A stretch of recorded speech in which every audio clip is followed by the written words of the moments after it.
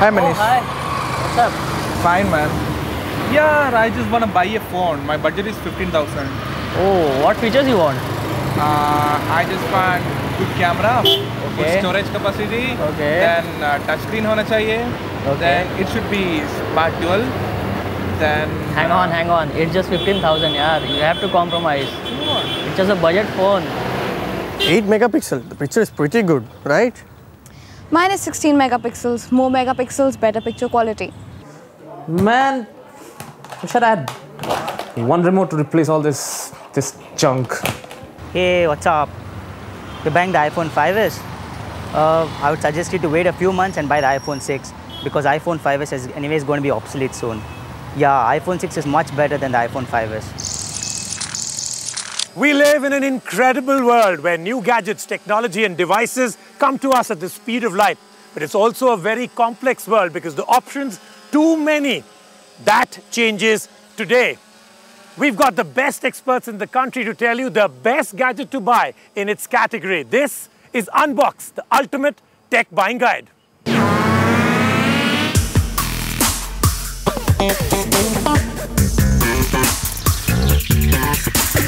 Please stand by. Welcome to Unboxed, where we have our experts and of course we also have Vikram Chandra. So, Mr. Chandra. What do you mean also have Vikram? Am I not part of the experts? You're not in the experts field, you're the analytical techie, right? Yeah, actually I'm right now more interested in that. Because this is, I think, the first tech show that I have seen, which is actually being filmed by a robo-copter. Hi guys, hi up there. And we are at the Jawaharlal Nehru Stadium. We've got a robo-copter in here. Let me first get in expert number one.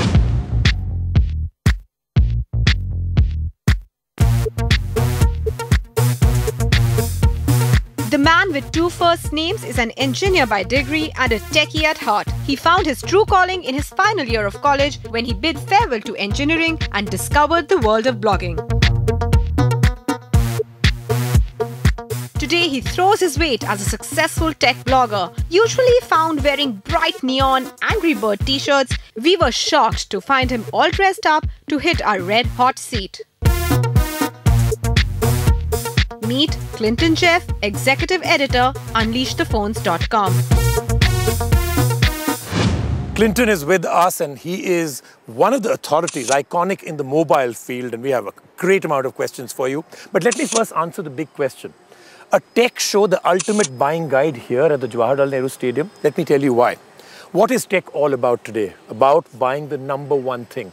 The best in the field compete, but only one can get the gold medal. Sports, tech, all the same. Now, the first thing is, you're here. Are we going to get you to come here every week or not? You know, there are elections that are rolling, governments to be sworn in. I will give you moral support as often as I can, but there are elections, so I'm... Okay, we'll be very happy to have you as many times as you can come back, but we've got to get started with the show. Big question, question number one, maybe one of the biggest questions we've been asked for the last 1 year. I have 15,000 rupees, the phone to buy. What's the number one factor that you would look for? I would look at value for money because I want to know that this phone can do as much as it can for that price range. You're saying so value for money. So therefore, if you could get most of the features at a 5,000 price point, then you're saying that would inch it up in your estimation compared to something which is at 14,999. But then with every price, there is a compromise made at some point. And the higher you go, the less compromises are made. So with a 5,000 rupee phone, you will have some compromises to deal with. With a 15,000 rupee phone, you don't have that many compromises. It's still a pretty decent price range where you can get some very, very future capable phones. Okay, now before we get down to, you filtered it down from many phones, okay, brought it down to a last three. First, I'll get a last three from you, then go further into declaring the one winner that you think anybody should buy for 15,000 bucks. This was tough because there are a lot of phones in that price range. I thought that the Lenovo S820 was a good phone to choose because it does do a lot of things for that price range, and that's what I was looking for. The Nokia Lumia 720 has also dropped down to about 15,000 now. It's a good sleek phone for that price range, and it gives everybody a break from Android for people who... Android isn't for everybody, and that's what Windows Phone has proved. So I think that's also a good contender to check out. And of course, the Canvas 4, the Micromax Canvas 4 is also a good phone to choose in that price range because it has dropped down. Of course, there are compromises with each of these phones that you have to make, but they are decent enough that will last you for at least a year and you won't have any regrets. So what were the compromises that you think they are there? So if these are not the winner, what do you think were the things that held them back a bit? Well, for example, with the Nokia Lumia 720, a lot of people look at Windows Phone as an advantage. Some people look at it as a compromise. With Windows Phone, you don't get as many apps as you do with Android, and that's a factor that you have to deal with. Also, Windows Phone isn't as open as Android, so you can't, for example, Bluetooth a song from somebody to another person. And for a lot of people out there, this is a huge deal. Like, they want to be able to share files that include music, for example. The phone to buy at 15,000 rupees as a budget. The Motorola Moto G. That is the phone to get right now. Everyone's talking about it because it was such a high profile. Motorola Moto G. Yeah. Why? Because at this price point, it is simply the best phone you can get. It runs almost stock Android. It runs a quad-core processor. Might not be a Snapdragon 800, but it's still a Snapdragon 400. Do processors really make a difference?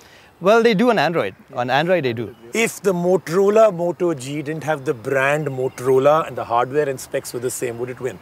The problem with that question is that Motorola does have, as a brand, it does have some things attached to it. Every brand has some things attached to it. Warm and fuzzy, yes. Well, warm and fuzzy feelings maybe. But with the Motorola brand, you at least know, at least previously, you knew that it was a Google company. Now it's a Lenovo company, which does kind of make you wonder, if I buy this phone, will it get software updates going forward? That's a big question mark right now. You know, everybody today can go onto the web and say, here are my last 3 phones. How do you come down to the last one? 1 or 2 quick things you can do at a store. The one factor you should choose on, in other words. First of all, never trust the person who's selling the phone to you. Never do. Because they want to sell that phone to you. I mean, you will see if you go to any store, whether you're buying a phone or any other product, you'll go into a store and you'll see people will directly take you towards one brand and they'll say, look, this is the phone to get. But सबसे top selling brand है, बहुत अच्छा चल रहा है, service बहुत अच्छी है. Yes, exactly. Right. Okay. So you have to do some research before you head in. But if you don't have access to the internet, the best thing to do is look at that phone, do a little bit of research if you can, ask around on the brand, because again, brands do have things attached to it. But also try and use the phone if you can.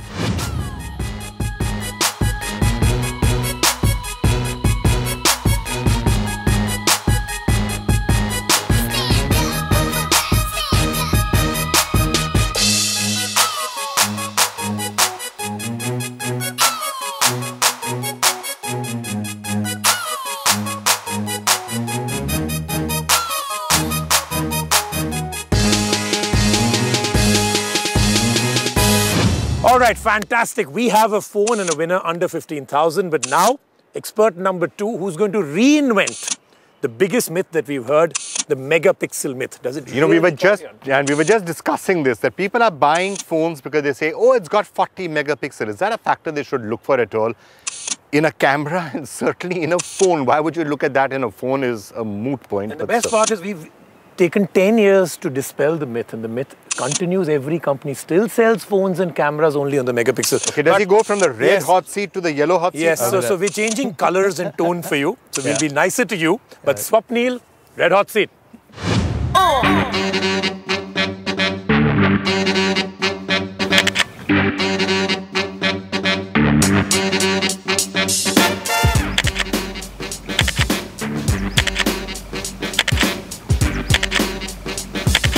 He can game with the best, spends most of his time debating his friends on all the new gadgets and devices, and yet has a heavy-duty degree in psychology.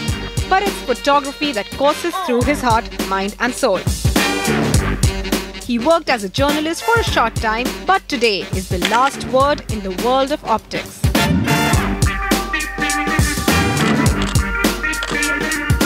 Meet Swapnil Mathur, Director Photography, Art Photo Studios.